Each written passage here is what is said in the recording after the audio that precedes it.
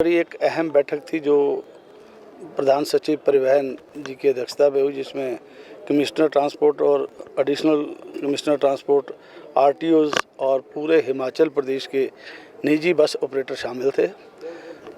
जनवरी में एक हिमाचल परिवहन विभाग ने एसटीयू के लिए, एचआरटीसी के लिए एक स्कीम की अधिसूचना जारी की थी, जिस पर हिमाचल प्रदेश के निजी बस ऑपरेटरों ने अपने ऑब्जेक्शंस किए थे।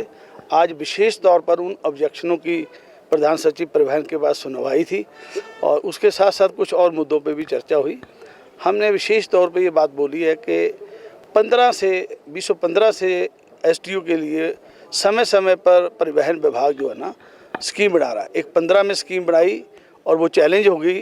प्राइवेट ऑपरेटर्स ने हाईकोर्ट हिमाचल प्रदेश में चैलेंज करी, उसमें स्टे हुआ। जब वो फाइनल ऑर्डर के पास आई तो उन्होंने उसे विड्रॉ कर लिया।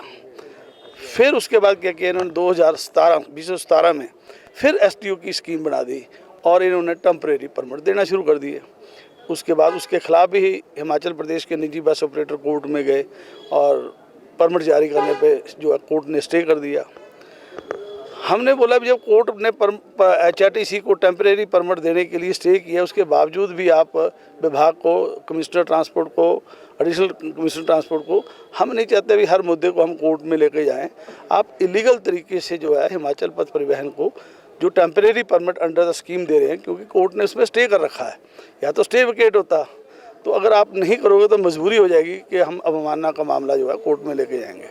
उन्होंने फिर उस स्कीम को दूसरी बार फिर विड्रॉ कर लिया और शरारत के तहत फिर तीसरी बार अब स्कीम बना दी, जबकि हिमाचल पथ परिवहन निगम एसटीयू जो सेक्शन 99 में फाल करती है स्कीम, वो किसी भी आधार पर वो स्कीम बनाने के काबिल नहीं है, क्योंकि एक्ट कहता है वो एफिशिएंस होनी चाहिए। उसका एक्ट, उसका सिस्टम जो है एफिशिएंट होना चाहिए।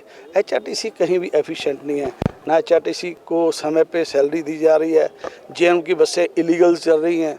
तो वो उन ऑब्जेक्शनों के ऊपर हमारे एडवोकेट्स भी आए थे, उन्होंने पूरे विस्तारपूर्वक उसको चर्चा को लिया और आज एक विशेष मांग की है हिमाचल के निजी बस ऑपरेटरों ने कि जो JNNRUM की बसें जवाहरलाल स्कीम के तहत यूडी गवर्नमेंट से, सेंट्रल गवर्नमेंट से 90% अनुदान से आई थी और वो 13 क्लस्टरों में चलनी थी, वो पिछले 10 वर्षों से क्लस्टरों में नहीं चली, जिसमें CWP 331/32/16, 17/27/17 और 17/27 पे जब उसमें सभी जगह जो है हिमाचल पथ परिवहन निगम इस केस में हारी कि क्लस्टर से बाहर चला सकते हैं।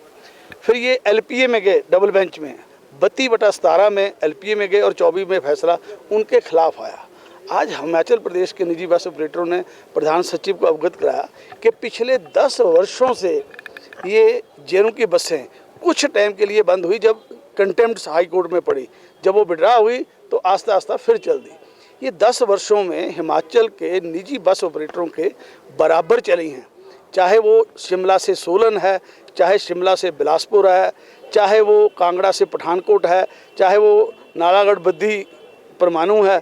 ये जो बसें हैं प्राइवेट बसों के साथ प्रतिस्पर्धा में चली हैं और जैसे जो किराया सरकार ने फिक्स किया है मोटर व्हीकल सेक्शन 67(1) में, वही किराया हम ले रहे हैं, वही किराया ये ले रही हैं और ये इलीगलिटी क्लस्टर से बाहर भी चल रही हैं और इंटरस्टेट भी चल रही हैं। ये बसें पठानकोट जा रही हैं, ये बसें होशियारपुर जा रही हैं, ये बसें चंडीगढ़ जा रही हैं, ये बसें अम्बाला जा रही हैं, ये बसें नालागढ़ बद्दी के लिए कीरतपुर नंगल होकर बाया रोपड़ होकर जा रही हैं। तो इलीगलिटी से चल रही हैं और इनके ऊपर जो है विभाग कोई भी जो है इन्फोर्समेंट नहीं कर रहा। हमारे साथ जो है सौतेला व्यवहार हो रहा है। हमारे एक ऑपरेटर को चंबा में भी 1 लाख रुपए का फाइन सुनाया गया कि आप विदाउट परमिट चल रहे हैं। तो ऐसा सौतेला व्यवहार प्रदेश के निजी बस ऑपरेटर से नहीं होना चाहिए कि एक तरफ अगर जिनकी बसें गलत चल रही हैं तो उनका एक भी चलान नहीं। आज हमने मांग की है कि जब ये बसें हमारे बराबर चली हैं और इन्होंने बराबर किराया लिया है तो इनसे भी स्पेशल रोड टैक्स लिया जाना चाहिए, क्योंकि जो किराया लिया है उसमें टैक्स की राशि शामिल है, वो टैक्स के साथ है। तो जो एग्जम्पशन जो कर रखी है जेएनयू की बसों की, वो बिल्कुल गलत है।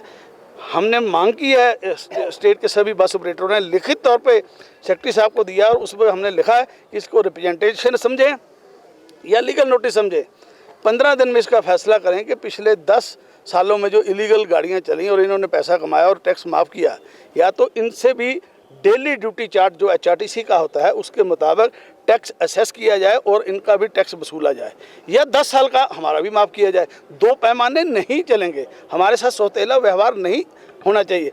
मेरा आपके माध्यम से हिमाचल प्रदेश के मुख्यमंत्री और उप मुख्यमंत्री के आगे हिमाचल के निजी बस ऑपरेटरों की ये मांग है कि हम भी HRTC के छोटे भाई हैं। केवल मात्र हर वक्त हर समय विभाग भी जो है वो शेल्टर देता है HRTC को, मॉनिटरिंग के तौर पे जो है केवल मात्र निजी बस ऑपरेटर ही आते हैं। चलानिंग जब होती है निजी बस ऑपरेटरों की होती है, कोई भी इन्फोर्समेंट काम करती है तो निजी बस ऑपरेटरों के ऊपर करती है, जबकि निजी बस ऑपरेटर समय समय पे जो भी सरकारें होती हैं, संबंधित पार्टियाँ होती हैं, उनको बढ़ चढ़ के जो है सपोर्ट करती हैं।